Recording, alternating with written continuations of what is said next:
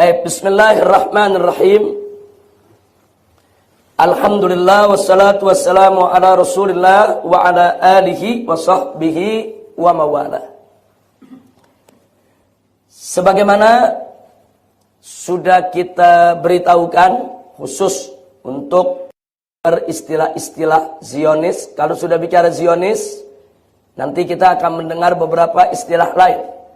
Ada kata Yahudi, ada kata Israel, ada kata Freemasonry, ada kata Illuminati. Nah, kita akan pelajari pada hari ini apa sih yang dimaksud Zionis, apa sih bedanya dengan Yahudi, dan apa pula bedanya dengan Israel. Lalu, apa pula maksud daripada Freemasonry dan Illuminati. Nah, jadi kalau Anda mempelajari gerak peta perlawanan gerakan Islam terhadap perang pemikiran, Anda akan bertemu dengan istilah-istilah di depan ini. Nah, sebelum kita masuk dalam pembahasan, kita ingatkan dulu diri kita semua tentang karakter Yahudi yang difirmankan oleh Allah Subhanahu wa taala dalam Al-Qur'anul Karim. Yang pertama surat Al-Baqarah ayat 120. Wallahu subhanahu wa ta'ala qala walan tarda ankal yahudu walan nasara hatta tattabi'a millatahum. Jadi ada keterangan di sini bahwa salah satu karakter khas Yahudi itu tidak suka kepada umat Islam sampai umat Islam ikut millah mereka. Kata millah ini pengertiannya luas, tidak hanya terbatas kepada agama, tapi juga pola hidup, gaya hidup, tata cara hidup, sistem hidup. Nah, jadi orang-orang Yahudi tidak akan pernah ridho kepada umat Islam sampai umat Islam mau mengikuti sistem hidup mereka, pola hidup mereka, gaya hidup mereka. Nah, ini yang mesti kita waspadai. Nah, kemudian dalam surat Al-Maidah ayat 42 Allah mengingatkan faqala ta'ala latajidanna saddan nasi adawatan lil ladzina amanu al-yahud wal ladzina asyraku.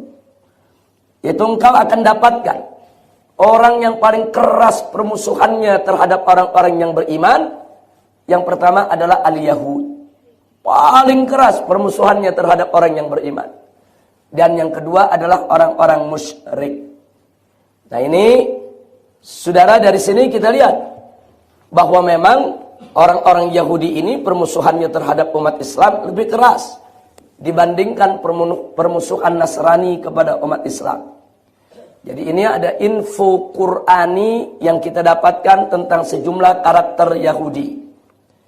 Nah, kemudian dalam surat Ali Imran ayat 112, saudara, nah di sini kita dapat informasi dari Allah Subhanahu wa taala tentang yaitu kemurkaan Allah Subhanahu wa taala kepada orang-orang Yahudi. Allah nyatakan wa ba'u bighadabin minallah wa duribat alaihimul maskana. Jadi di sini Allah informasikan kepada kita tentang bagaimana pembangkangan yang dilakukan oleh kaum Yahudi, saudara, sampai Allah murka sehingga Allah laknat mereka. Dan yang menariknya, salah satu kemurkaan Allah, saudara, yang terjadi terhadap orang-orang Yahudi, di mana mereka itu seumur hidupnya, saudara, akan kehilangan tempat tinggal dimanapun mereka berada. Dan ini terbukti.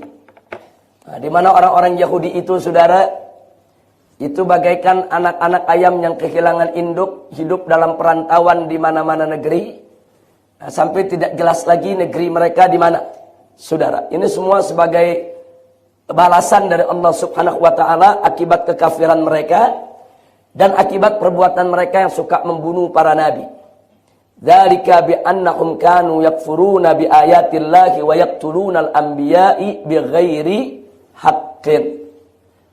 Nah, dan sekarang mereka mendapat kehinaan. Di mana mereka berada, mereka mendapatkan kehinaan dari Allah Subhanahu wa taala. Terbukti sampai hari ini, walaupun negara Israel sudah tegak berdiri, saudara, Israel tidak akan pernah bisa hidup tenang, hidup nyenyak, hidup aman, saudara, karena memang tanah yang mereka duduki adalah tanah bangsa Palestina, tanah rampasan. Nah, mereka di dunia ini nggak punya negeri, nggak punya negara, nggak punya tanah. Semua itu merupakan kemurkaan dari Allah Subhanahu wa Ta'ala. Beda dengan kita bangsa Indonesia, kita punya negeri. Negeri kita bukan negeri rampas dari bangsa lain, saudara. Nah, tapi kalau Yahudi ini, setelah mereka menyebar, yaitu ke berbagai dunia, mereka tidak punya negeri, akhirnya mereka membuat satu gerakan. Nah, untuk kembali kepada tempat yang mereka klaim sebagai negeri mereka, yaitu tanah Palestina. Nah, mereka kembali dari berbagai dunia, itulah yang disebut gerakan Zionis. Jadi Zionis itu gerakan kembali mereka dari berbagai dunia ke tanah yang mereka anggap merupakan tanah leluhur mereka. Nah, begitu sampai di sana, mereka melakukan berbagai macam upaya untuk mendirikan satu negara Yahudi. Gerakan itu disebut sebagai gerakan Zionis. Nah, karena itu mari kita lihat, sebelum kita masuk ke pembahasan yang lebih panjang lagi, kita lihat beberapa istilah. Ada istilah Israel. Israel ini nama Nabi Yakub. Israel itu nama Nabi Yakub. Nabi Yakub itu dipanggil dengan panggilan Israel. Karena kekuatannya, karena keperkasaannya, karena kegagahannya, maka disebut Israel. Sehingga keturunannya disebut Bani Israel. Jadi pada awalnya Israel itu adalah nama suku bangsa dari keturunan Nabi Yakub alaihissalam. Tapi kemudian di kemudian hari Israel itu menjadi nama negara. Jadi berawal dari nama suku, berkembang menjadi nama bangsa, kemudian Nabi berkembang lagi akhirnya menjadi nama negara. Tapi asal muasalnya dia merupakan nama daripada Nabi Yakub alaihissalam, dan keturunan Nabi Yakub disebut Israel. Yang kedua, istilah Yahudi. Yahudi itu nama agama bagi bangsa Israel, saudara, yang diklaim. Itu salah tulis, bukan dikalim, tapi diklaim sebagai agama Nabi Musa alaihissalam. Tapi ingat, Nabi Musa bukan beragama Yahudi. Semua Nabi beragama Islam. Makanya saya katakan ini diklaim. Berarti mereka yang mengklaim, bukan kita yang nyebut. Jadi orang-orang Yahudi ini mengklaim Yahudi ini adalah agamanya Nabi Musa, saudara, yang diperuntukkan khusus untuk bangsa Israel. Nah, jadi dari sini kita bisa lihat apa beda Israel dengan Yahudi. Israel nama suku bangsa, Yahudi nama agama. Nah, baik. Kalau pertanyaannya kenapa Yahudi dan Israel sering diidentikan? Karena memang orang-orang Israel sendiri, orang Yahudi sendiri punya keyakinan bahwa agama Yahudi itu khusus untuk bangsa Israel, tidak untuk bangsa yang lainnya. Jadi setiap Israel harus jadi Yahudi, dan Yahudi itu hanya untuk bangsa Israel.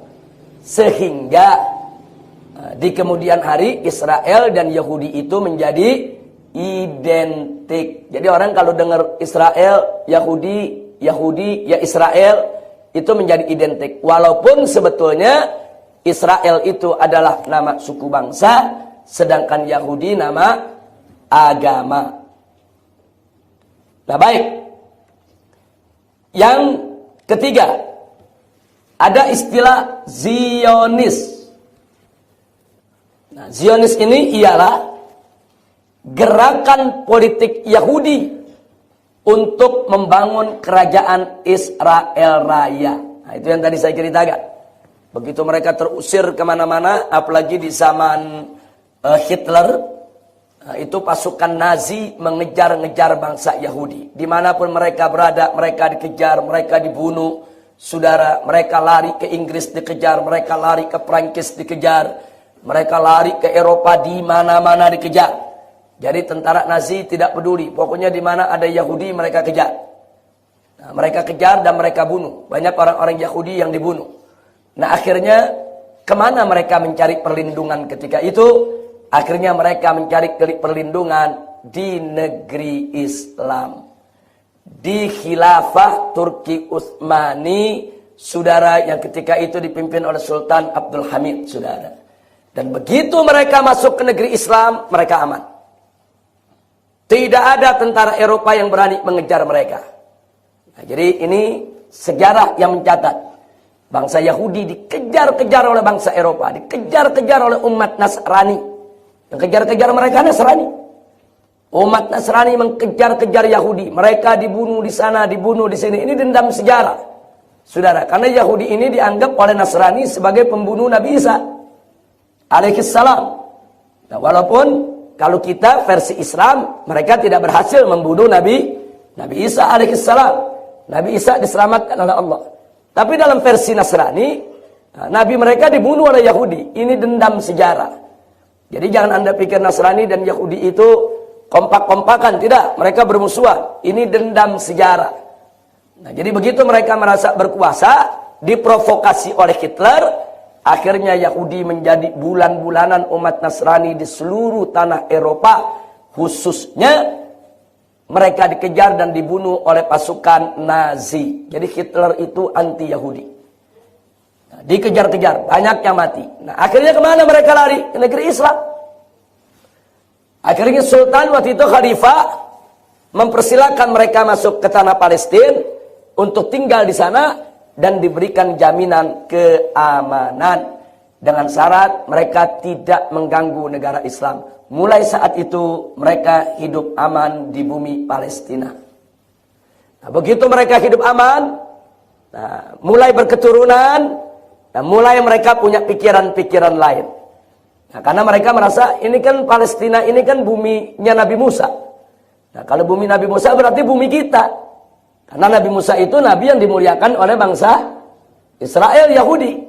Nah, di sini saudara, mereka mulai membuat wacana-wacana di kalangan mereka. Kalau gitu kita bangsa Yahudi, bangsa Israel harus punya negara. Bagaimana cara mereka punya negara? Nanti kita lihat politik yang mereka mainkan. Pertama, mereka undang orang-orang Yahudi di berbagai negara yang masih ada di Amerika, yang masih ada di Eropa Timur, yang ada di Eropa. Mereka kasih kabar, kita aman di Palestina. Nah, supaya orang-orang Yahudi itu datang. Dan ternyata berhasil. Orang-orang Yahudi berbondong-bondong datang dari seluruh dunia menuju Palestina. Karena memang mereka mencari keamanan. Mereka hidup di Eropa, banyak yang ganti nama, banyak yang mengganti identitas, banyak yang pura-pura jadi Kristen masuk ke gereja supaya nggak diketahui kalau identitas mereka itu Yahudi. Jadi mereka banyak menyusup. Nah, karena mereka, kenapa? Karena mereka tidak aman. Mereka tidak bisa hidup dengan identitas asli mereka. Nah, makanya kalau mereka ingin hidup dengan identitas asli mereka, jalannya cuma satu, hidup di negara Islam. Makanya Islam ini rahmatan lil alamin. Nah, akhirnya bangsa Yahudi dari mana-mana datang, mereka masuk rame-rame ke Palestina. Nah, Sultan Abdul Hamid melihat gelagat-gelagat sedemikian rupa, kemudian mengeluarkan satu aturan. Orang Yahudi sebanyak apapun boleh tinggal di negeri Islam, tapi tidak boleh beli tanah Palestina.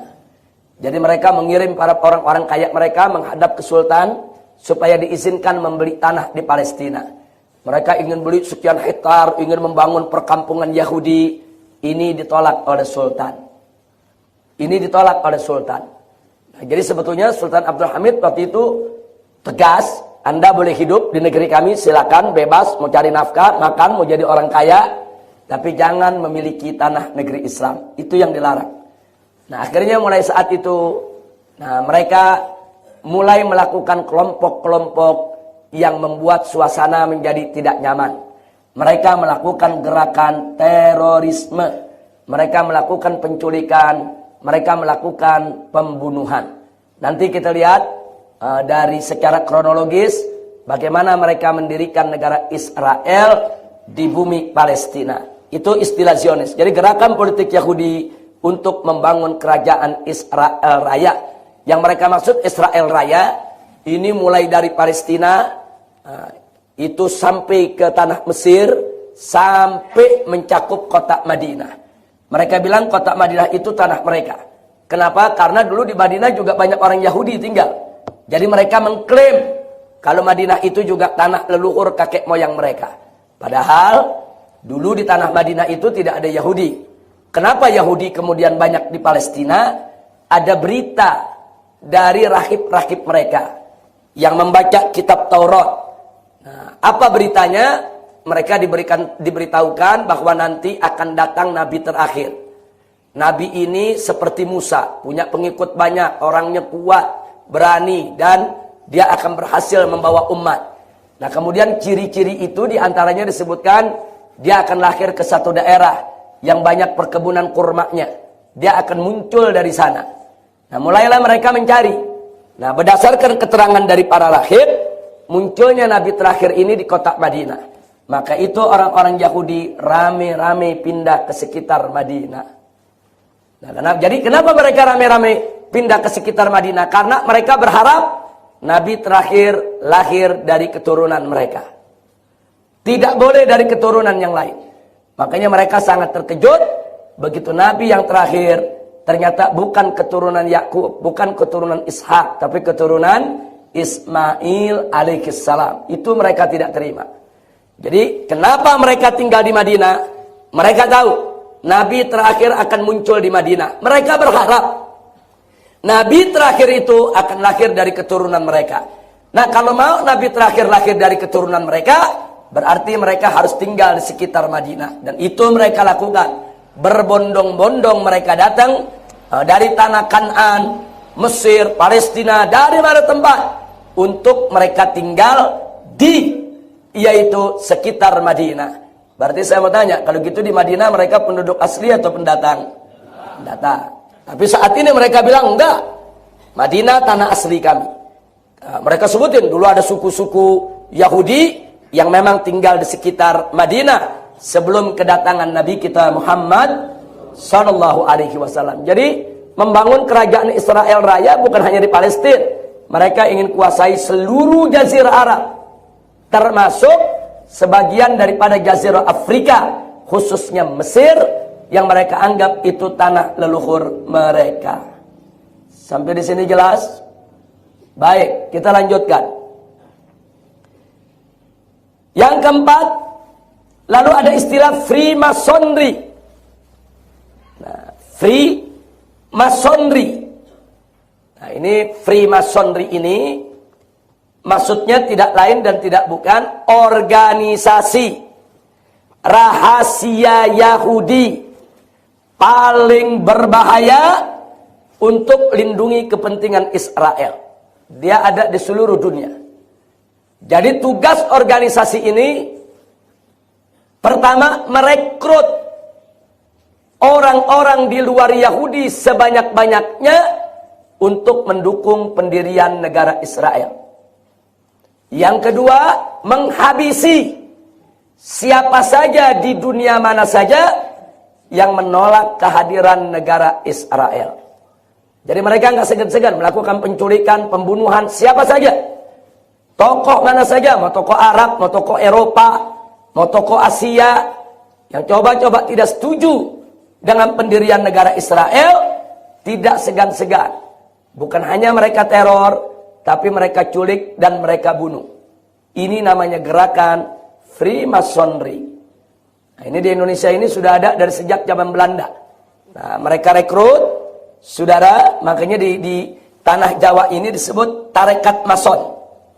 Jadi kalau Anda dengar ada tarekat Mason, itu bukan thariqah Ahlus Sunnah, saudara. Nah, jadi ada tarekat Naksabandiyah, ada tarekat Rifaiyah, ada tarekat Qadiriyah, saudara.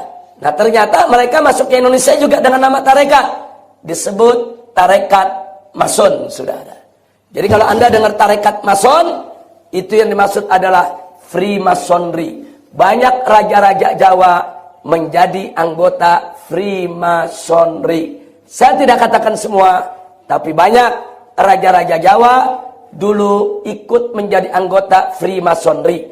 Dan banyak tokoh-tokoh nasional, saudara, bahkan yang tercatat sebagian menjadi pahlawan kemerdekaan Indonesia yang juga menjadi anggota Freemasonry. Prinsip mereka adalah dukung berdirinya negara Israel. Itu prinsip mereka. Baik. Kemudian kita lihat yang kelima, ada yang disebut Illuminati.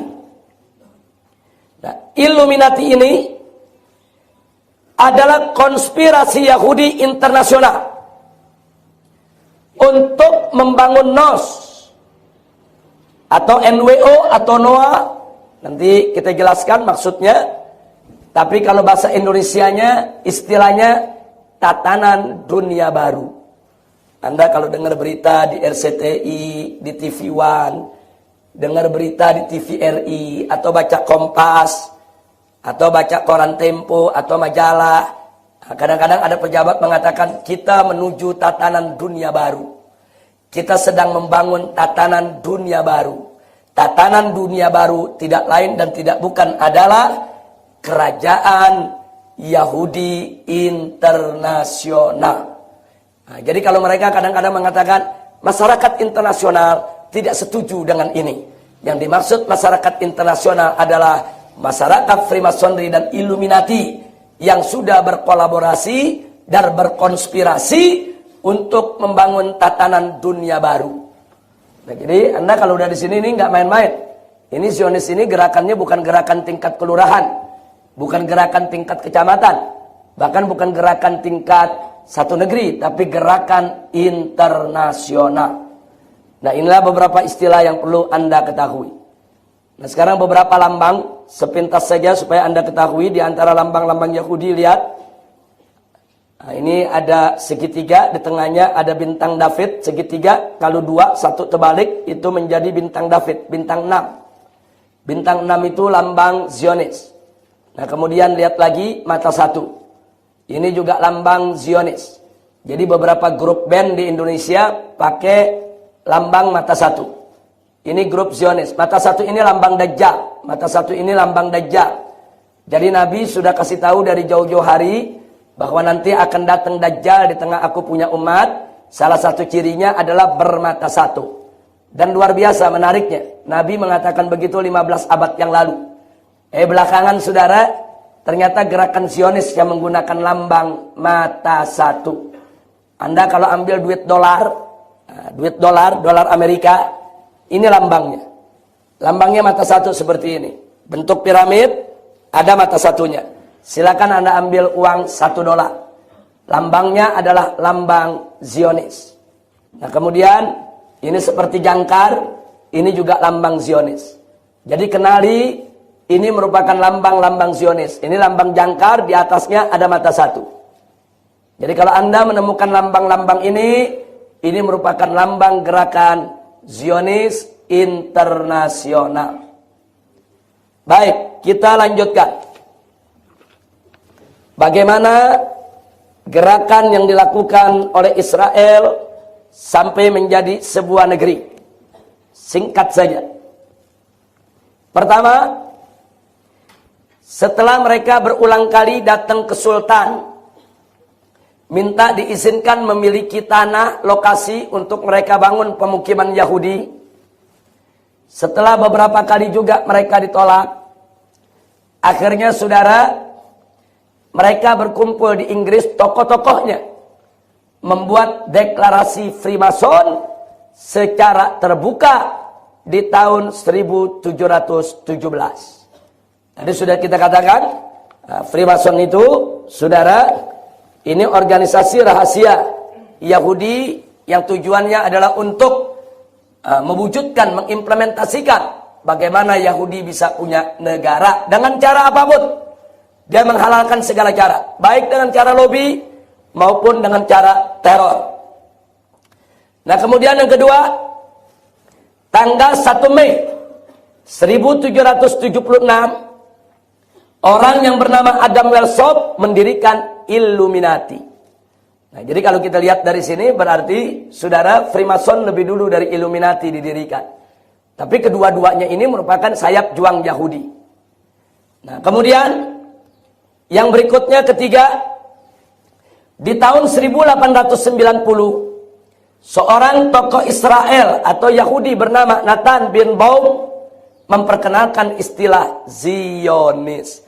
Setelah Freemasonry berdiri, mulai punya banyak anggota dari kalangan Yahudi. Nah, kemudian berdiri lagi Illuminati, mulai meluas, dia punya keanggotaan, bukan hanya kalangan Yahudi, di pun yang mendukung berdirinya negara Israel ikut bergabung. Akhirnya begitu mereka merasa sudah bagus, gerakan mereka sudah mulai menguat, maka Nathan Birnbaum memperkenalkan istilah Zionis. Ini yang pertama kali dalam pertemuan puncak kaum Yahudi di Eropa yang mengajak menyerukan kepada seluruh bangsa Israel di dunia manapun berada untuk datang tinggal di Palestina. Nah, dengan alasan karena Palestina pertama aman, mereka tidak diganggu oleh tentara-tentara Islam, dan yang kedua mereka anggap itu adalah bumi Nabi Musa alaihis salam, sehingga mereka klaim sebagai bumi mereka. Baik, yang keempat, saudara, setelah istilah Zionis ini diwacanakan, akhirnya 6 tahun kemudian Theodore Herzl mempopulerkan Zionis, saudara, melalui yaitu teorinya dengan menyebut Jewish State, negara Jewish. Jewish itu Yahudi. Jadi mulailah Theodore Herzl kampanye di negara-negara Eropa bahwa bangsa Yahudi akan mendirikan negara Yahudi. Ini tahun 1896. Jadi sampai saat itu mereka belum punya negara. Mereka masih numpang di bumi Palestina. Nah, kemudian mari kita lihat yang berikutnya.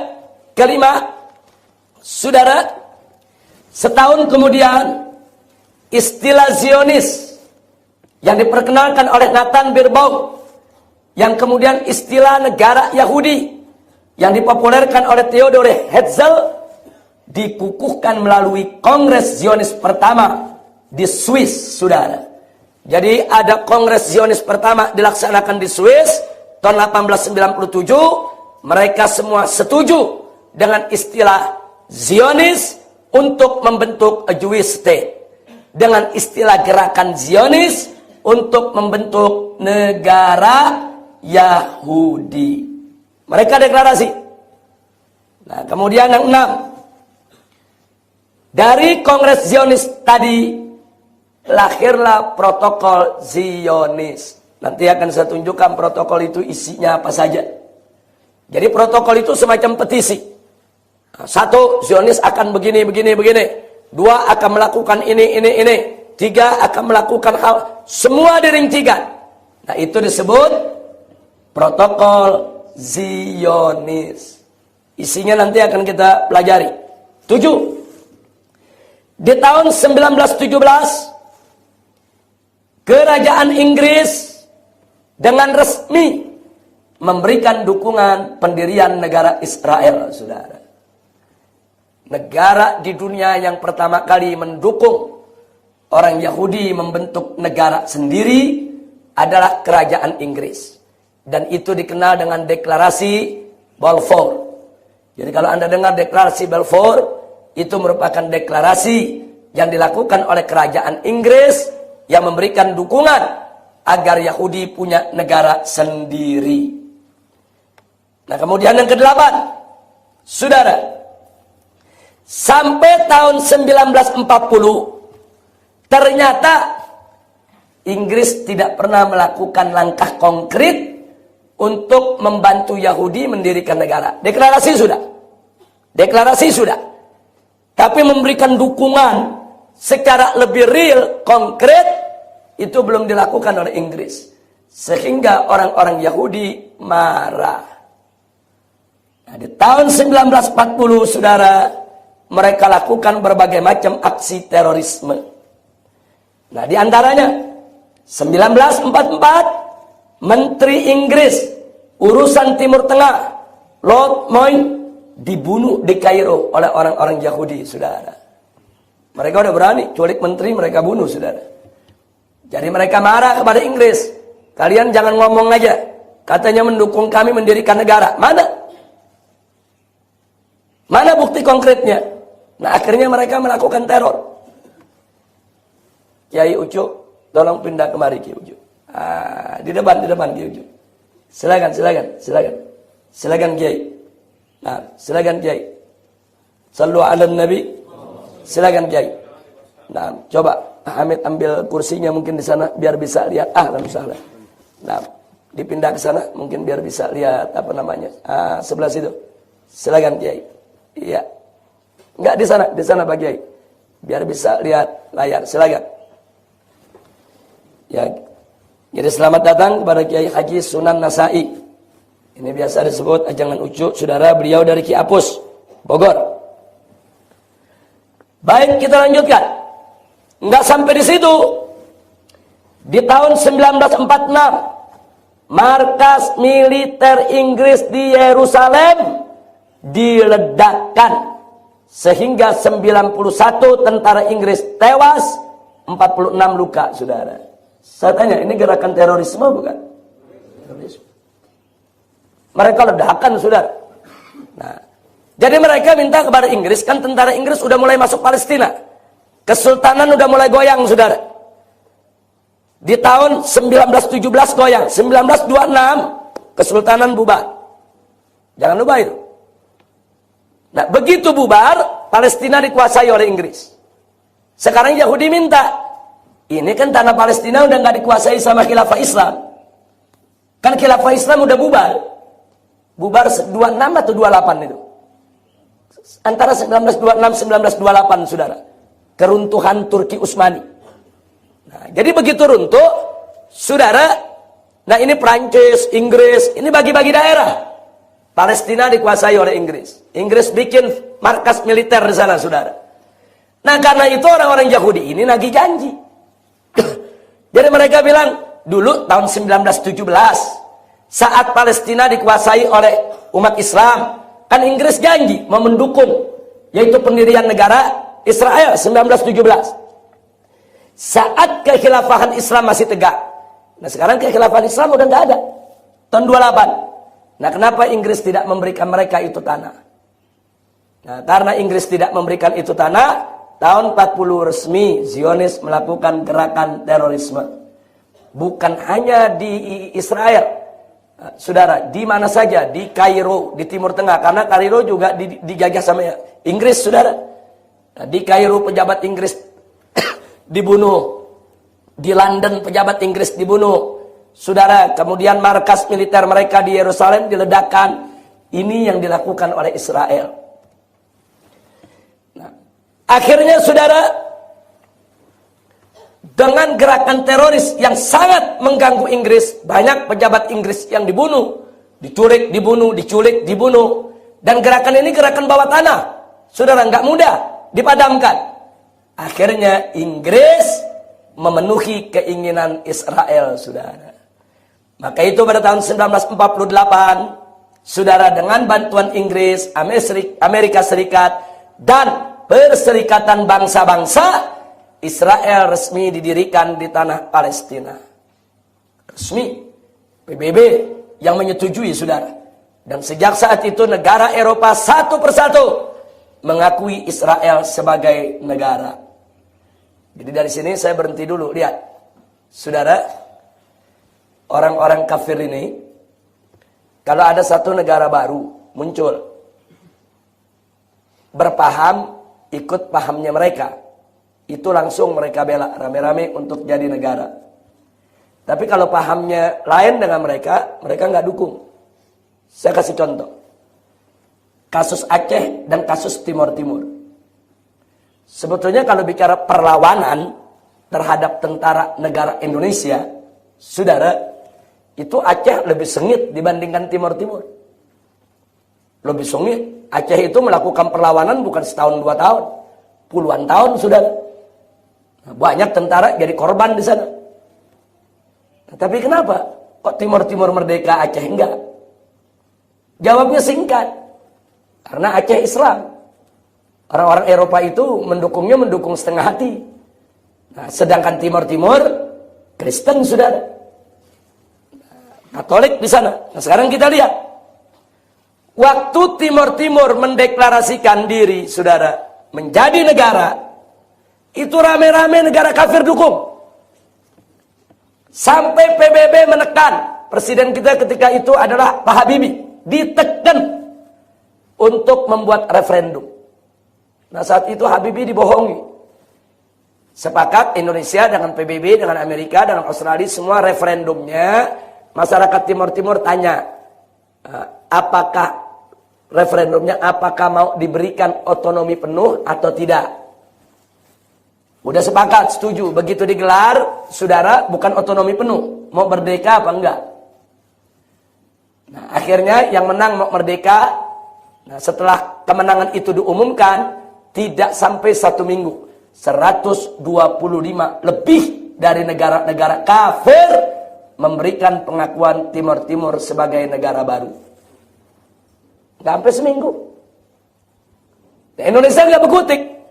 Kalau Indonesia menolak, Indonesia dikerubutin 125 negara. Ada Amerika, saudara, ada Inggris, ada Perancis, ada Soviet. Akhirnya Timur Timur merdeka, lepas dari Indonesia. Aceh dari dulu udah memerdekakan diri, saudara. Dari sejak lama. Tapi tidak ada satu negara asing pun di Eropa sana yang memberikan pernyataan di PBB, kami mendukung negara Aceh merdeka. Nggak ada. Kenapa? Aceh Islam. Mereka mesti pelajari dulu. Ini kalau jadi negara nguntungin mereka apa enggak? Kalau dianggap tidak menguntungkan mereka, saudara, jangan mimpi Aceh akan didukung.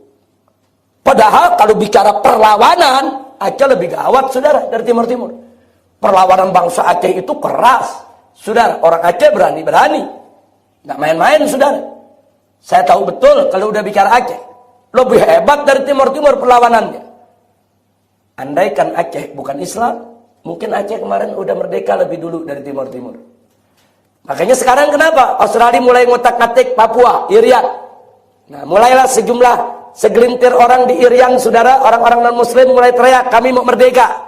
Nah, Australia mulai kasih angin, saudara. Ini kalau sampai besok ada referendum atau apapun jenisnya, saudara, sampai lengah kita, Papua, Irian bisa merdeka seperti Timur Timur. Jadi jangan kaget kalau ada negara-negara kafir muncul, dari mana-mana langsung mendukung, saudara.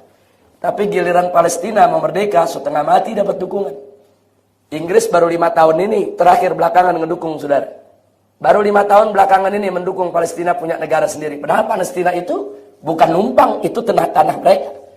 Palestina, saudara, dari tahun 48, saudara, itu sudah teriak-teriak, kami ini negara sendiri, sampai hari ini, saudara, setengah mati Palestina untuk merdeka. Baru 5 tahun belakangan, beberapa negara Eropa ya sudahlah, daripada perang berkepanjangan Israel sama Palestina ini nggak habis-habis sampai sekarang, udahlah Palestina kasih aja merdeka. Mulailah PBB mengakui, ya sudah Palestina merdeka. Itu kan baru pengakuan. Tapi langkah konkret di lapangannya kan belum sampai hari ini. Tentara Israel kan masih menduduki Yerusalem, masih menduduki tepi barat daripada Palestina, masih terus bisa mengisolasi, memblokade daripada Gaza. Nah, jadi ini politik dunia internasional.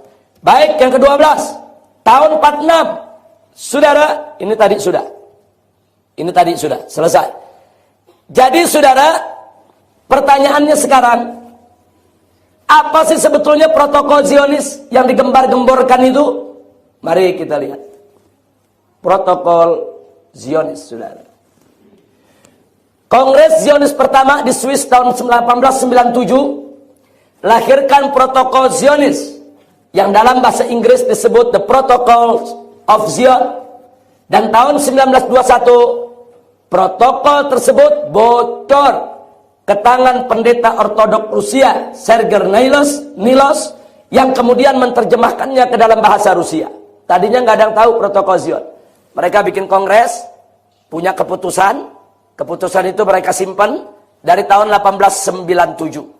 Tapi di tahun 1921 bocor ke seorang pendeta ini menerjemahkannya dalam bahasa Rusia. Lalu setahun kemudian, 6 tahun kemudian, 1927, diterjemahkan oleh seorang wartawan Inggris, yaitu yang bernama Victor, saudara, dalam bahasa Inggris, dengan judul The Protocol of the Learned Elders of Zion, atau bahasa Indonesianya protokol Zionis. Begitu ini keluar, saudara, gempar di mana-mana. Gempar di mana-mana, saudara. Mari kita lihat apa sih isi protokol. Protokol Zionis. 1. Gerakan mereka adalah manipulasi falsafah kemerdekaan, persamaan dan persaudaraan, dengan tujuan untuk menciptakan masyarakat yang senang bebas, bersenang-senang sehingga mudah dikuasai. Jadi mereka belajar, kenapa kita dibunuhi, kenapa kita dikejar-kejar di tanah Eropa, kenapa kita ini kok dimusuhi.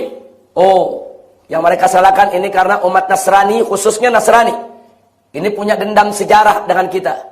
Mereka terlalu sering membaca kitab-kitab suci yang terdahulu, literatur agama, akhirnya mereka benci kepada kita. Nah, sekarang caranya bagaimana? Supaya masyarakat Eropa yang Nasrani tersebut tidak benci kepada Zionis, maka mereka harus dijauhkan dari kitab suci mereka. Harus dijauhkan dari literatur keagamaan mereka. Supaya nggak ada tuh dendam-dendam keagamaan begitu, sehingga kita bisa hidup bebas. Caranya yaitu perjuangkan di tengah-tengah mereka apa makna kemerdekaan, apa persamaan, apa persaudaraan, supaya orang-orang di Eropa bisa menerima Zionis sebagai yaitu saudara yang punya hak persamaan dan yang punya hak kemerdekaan. Itu propaganda mereka. Mereka di mana-mana bicara kemerdekaan itu hak setiap orang. Mereka di mana-mana bicara manusia itu semuanya sama. Kita ini semua bersaudara. Tidak boleh kita saling mengusir. Ajarannya menarik. Ajaran kasih sayang. Ajaran kemanusiaan. Untuk apa? Untuk mempengaruhi belahan dunia Eropa agar mereka tidak memusuhi Zionis, saudara. Yang kedua, ciptakan ketegangan antara pemerintah dan rakyat di berbagai negara, dan adu domba antar negara dengan eksploitasi pemikiran Darwin. Saudara, Karl Marx, Adam Smith, dan lain sebagainya via media, saudara. Sengaja. Nah, jadi mereka susupkan orang-orang Yahudi Zionis itu ke berbagai negara, saudara, untuk mengadu domba antar pemerintah dan rakyatnya, dan mengadu domba antar negara-negara tersebut. Kenapa? Karena kalau negara-negara itu sibuk ribut dalam negeri, sibuk ribut antar negara, maka pendirian negara Israel akan lebih lancar, lebih mudah, tanpa ada gangguan. Karena kalau negara-negara tadi sibuk ribut dia sama dia nggak punya kesempatan untuk mengganggu Israel, saudara. Jadi perhatikan itu. Nah, seperti Darwin, saudara, teori Darwin, evolusi, katanya manusia berasal dari monyet. Nah, saudara, Darwin ini Yahudi. Sengaja dia sebarluaskan manusia itu dari monyet. Dan ini nggak main-main. Maksudnya manusia mana yang dari monyet? Selain Bani Israel, semua turunan monyet. Mereka sebarluaskan kemana-mana di dunia. Orang Amerika percaya, orang Inggris percaya. Ini dikatakan kebenaran saintis. Ini kebenaran sains, saudara. Disebarluaskan. Tapi di belakang itu mereka mentertawakan umat manusia, saudara. Karena bagi orang-orang Yahudi, saudara, manusia keturunan Adam yang asli hanya Bani Israel. Mereka mengatakan nahnu abnaullah. Kami adalah anak-anak Tuhan. Kami adalah anak-anak Allah. Ini bangsa manusia di luar Yahudi, di luar Israel, diciptakan oleh Allah hanya untuk melayani Yahudi. Makanya mereka disebut goyum atau disebut goyim, saudara. Jadi semua selain Yahudi, kita-kita ini bangsa Indonesia, bangsa Asia, Eropa, kita disebut goyim atau goyum. Artinya goyum, kita ini wujudnya manusia, hakikatnya kita binatang, bukan manusia. Kita ini hanya keturunan monyet-monyet. Nah, jadi kalau namanya keturunan monyet, kita binatang, kita boleh diburu, kita boleh dibunuh, kita boleh dibohongi, kita boleh diperlakukan apa saja sesuka hati Yahudi. Ini mereka tuangkan dalam protokol Zionis mereka, saudara. Baik, kita lihat lagi, saudara.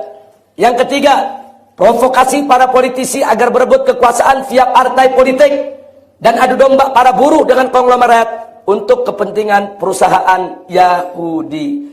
Yahudi itu dulu punya banyak perusahaan. Di Eropa ada perusahaannya, di Inggris banyak perusahaannya. Bagaimana supaya perusahaannya nggak diganggu oleh negara, saudara? Provokasi. Biar negara itu banyak partai-partai politik, sibuk, ribut, antar politisi bekerja kekuasaan. Nah, kalau mereka mengejar kekuasaan, saudara, akhirnya apa? Mereka membutuhkan dana. Nah, nanti perusahaan ini yang kasih dana mereka supaya mereka sibuk terus ribut di antara mereka. Jadi perusahaan mereka tidak terganggu dan ini masih berlangsung sampai hari ini, saudara. Nah, jadi mereka buat kegaduhan di mana-mana. Kemudian yang keempat, bangun gerakan Freemasonry secara besar-besaran di seluruh dunia dan tanamkan sikap ateisme dengan bungkus liberalisme kepada umat beragama di luar Yahudi agar tidak memusuhi Yahudi, saudara. Jadi Yahudi punya keyakinan manusia sejati sebagai anak-anak Tuhan adalah bangsa Israel yang memeluk agama Yahudi. Dan agama Yahudi itu hanya untuk orang Israel, bukan untuk bangsa lain. Makanya orang-orang Yahudi beda dengan orang Nasrani. Kalau orang Nasrani, dia punya keyakinan bahwa agama Nasrani untuk dunia. Sehingga mereka punya gerakan kristenisasi. Bagaimana masyarakat di dunia rame-rame masuk Kristen. Kalau Yahudi enggak. Mereka enggak butuh orang masuk Yahudi. Karena bagi mereka, kalaupun orang lain masuk agama Yahudi, enggak ada artinya. Bagi mereka ini cuma monyet pada keturunan. Ini semua keturunan monyet. Mau agama apapun ya monyet, binatang. Jadi bagi mereka manusia itu ya hanya bangsa Israel. Yang beragama itu hanya Israel dengan agama Yahudi. Selain itu semua bukan agama. Selain itu semua bukan manusia. Nah karena itu bagaimana? Supaya mereka-mereka aneka ragam agama di dunia tidak memusuhi Yahudi. Jalannya jauhkan mereka semua dari agamanya. Jadi Yahudi itu yang mau dijauhkan agama bukan umat Islam aja, bukan. Orang Kristen dijauhkan dari gereja. Saudara, orang Buddha dan Hindu dijauhkan dari makbat-makbat mereka. Nah, mereka dicekoki. Dicekoki dengan gaya hidup bebas, hedonisme. Mereka dicekoki dengan gaya-gaya hidup, yaitu saudara dengan fashion, dengan film, dengan aneka ragam. Saudara, supaya mereka tidak menjadi orang yang taat agama. Sebab kalau mereka nanti belajar agama Islam, menurut Yahudi, ini ancaman buat Yahudi. Karena Islam itu mengakui bahwa Islam agama paling benar, Yahudi adalah musuh mereka. Kalau mengganggu Islam, kalau gitu jauhkan umat Islam dari Islamnya. Ini yang mereka lakukan. Dan mereka tampil di mana saja, bisa sebagai apa saja. Saudara, kapitalis dari Yahudi, komunis juga dari Yahudi. Karl Marx ada dari Yahudi. Jadi seorang Yahudi nggak peduli, seorang Zionis nggak peduli.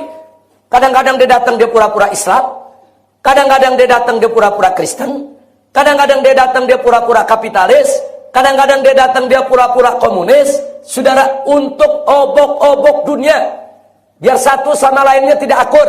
Sedangkan Yahudi di antara mereka harus saling menjaga. Yahudi hanya untuk bangsa Israel. Jadi jangan kaget kalau kita lihat nih di mana-mana nih Yahudi, kok Yahudi di sana ada yang komunis, kok Yahudi di sana ada yang liberal, kok Yahudi di sana ada yang kapitalis. Itu memang sudah mereka tuangkan dalam protokol Zionis. 5. Hinakan semua tokoh agama non-Yahudi di pandangan masyarakat. Dan jauhkan masyarakat dari ajaran agama selain Yahudi.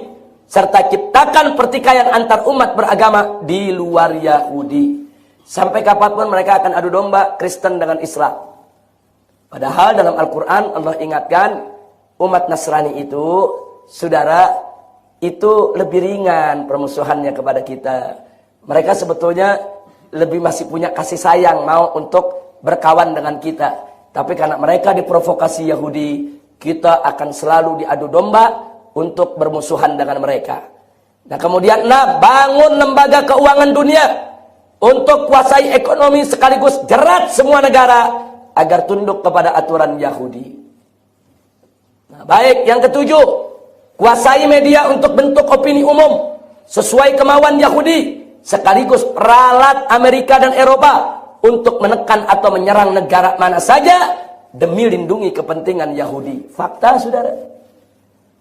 Fakta, negara-negara yang tidak setuju dengan Yahudi dari dulu sampai sekarang, yang menjadi musuh Yahudi, mereka hancurkan. Saddam Hussein memimpin Irak, saudara, mengirimkan senjata-senjatanya untuk Hamas, untuk perang lawan Israel, dihancurkan.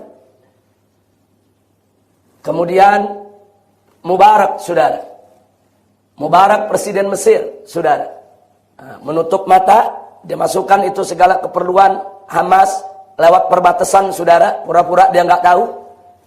Akhirnya Amerika marah, Prancis marah, semua marah, dijatuhkan, ditumbangkan, saudara. Kemudian Syria, terlepas daripada pimpinannya yang Syiah, saudara, tapi satu hal, selama ini negara Syria banyak panglima-panglimanya, jenderal-jenderal yang memasukkan senjata, saudara, baik ke Hizbullah maupun ke Hamas untuk lawan Israel. Diobok-obok Syria saat ini. Pokoknya mana negara-negara yang coba-coba mengganggu Israel atau membantu pejuang-pejuang Palestina akan dihancurkan oleh kekuatan Amerika dan sekutunya. Sampai hari ini. Jadi artinya mereka berhasil. 8. Ini mereka buat tahun 1896, saudara. Mereka udah buat. Bukan baru kemarin mereka buat ini. Kemudian ke-8. Cetak sarjana dan cendekiawan, serta ekonom dan politisi di berbagai negara melalui doktrin di perguruan-perguruan tinggi Amerika dan Eropa dengan kurikulum Yahudi agar pro-Yahudi. Fakta. Cendekiawan kita, ekonom kita belajar di Harvard University, belajar di Boston, belajar di Sorbonne, saudara, belajar di Cambridge University, saudara. Nah, mereka akhirnya pulang menjadi pakar-pakar ekonomi kapitalis dan mereka mendukung sistem ekonomi kapitalis habis-habisan. Perkis, saudara, mereka lihat, mereka rekrut, mereka ajarkan semua, kembali mereka rame-rame dukung Amerika dan mendukung kebijakan Eropa. 9. Rekrut pejabat dan kuasai departemen-departemen vital di berbagai negara, seperti departemen pendidikan, keuangan, dan militer, untuk bekerja bagi kepentingan Yahudi, sehingga tiap saat bisa dikendalikan dan dihancurkan.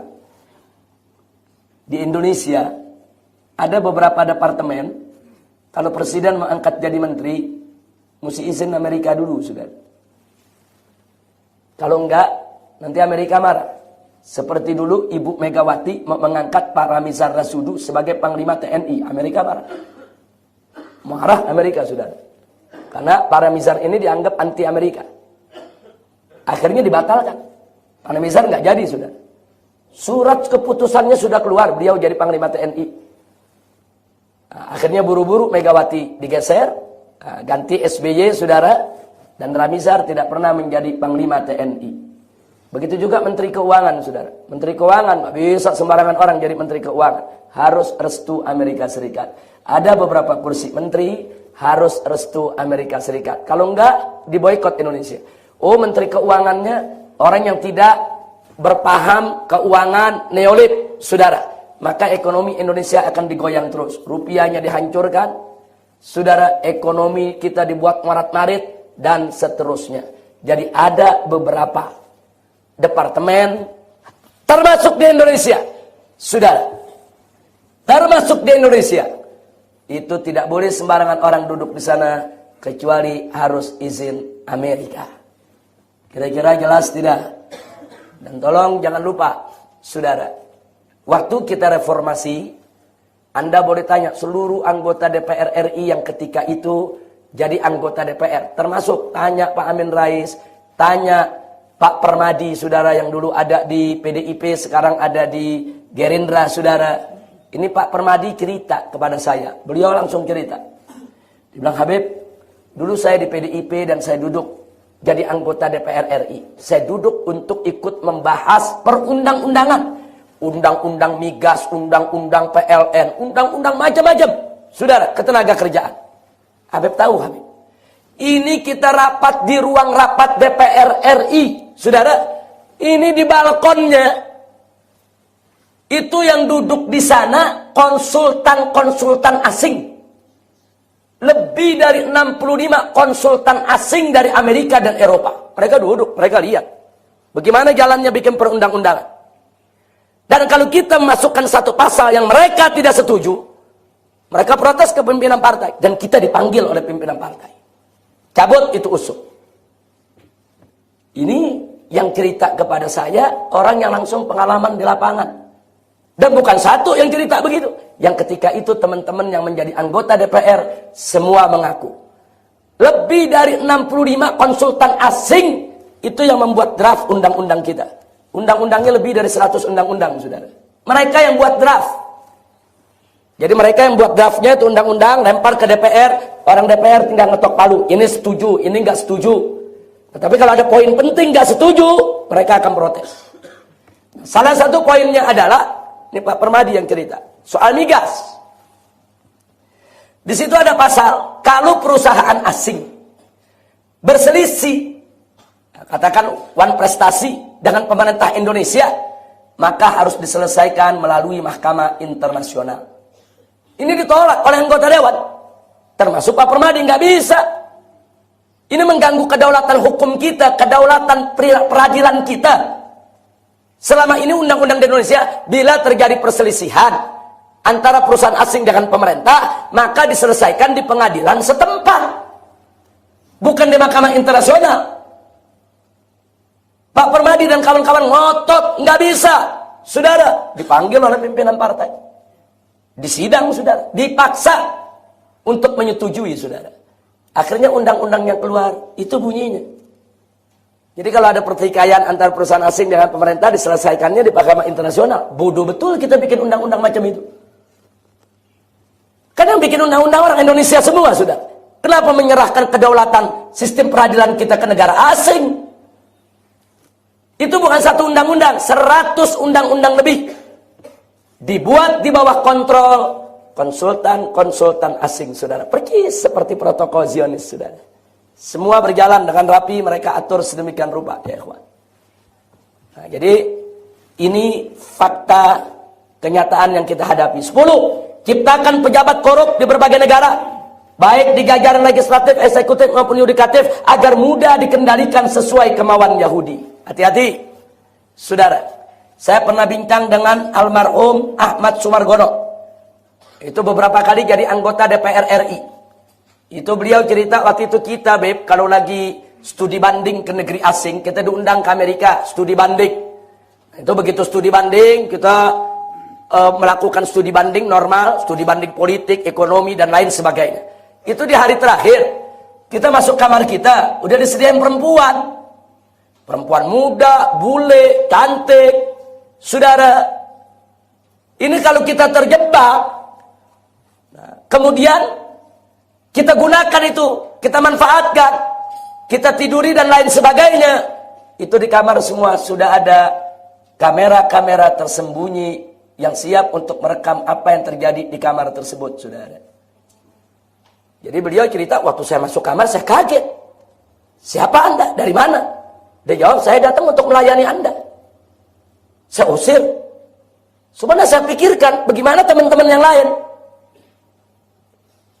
Kalau semua ngusir, kalau ada yang nerima, saudara, ini Pak Ahmad Sumargono ini dari partai Islam.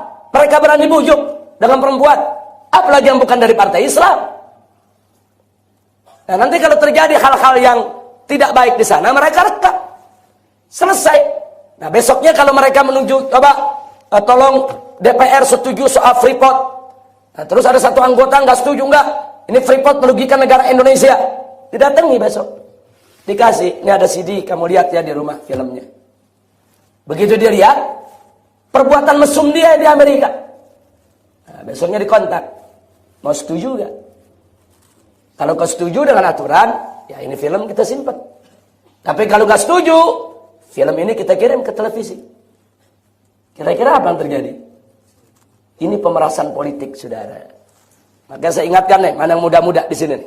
Kalau Anda mau jadi politisi, kalau Anda mau jadi anggota legislatif, kalau Anda mau jadi eksekutif, kalau Anda mau jadi yudikatif, simpelnya kalau Anda mau jadi pejabat, dari sekarang jadilah orang yang bersih.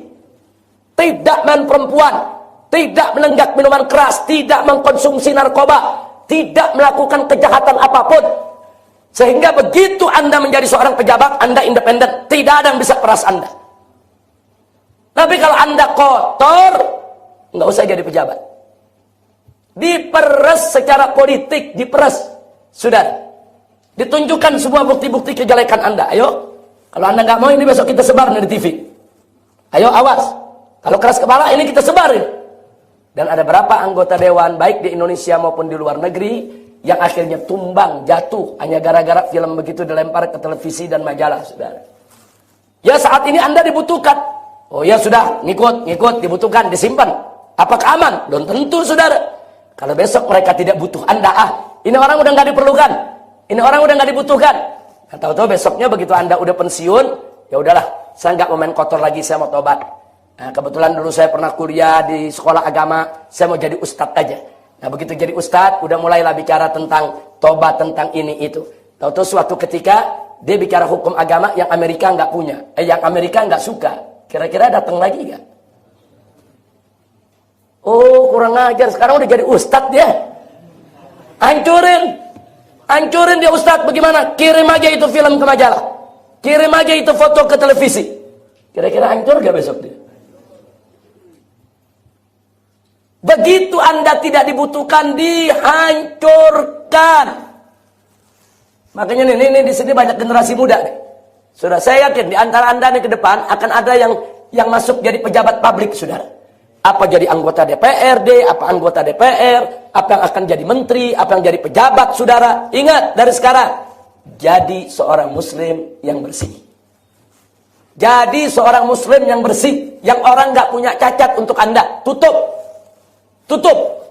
Jadi besok begitu Anda jadi pejabat, nggak ada yang bisa peres Anda. Anda bisa bebas mengatakan ini hak, ini batil, ini saya setuju, ini saya nggak setuju. Kalau Anda bersih, Anda bisa melawan kebatilan. Tapi kalau Anda kotor, Anda akan dijadikan sebagai alat peras politik.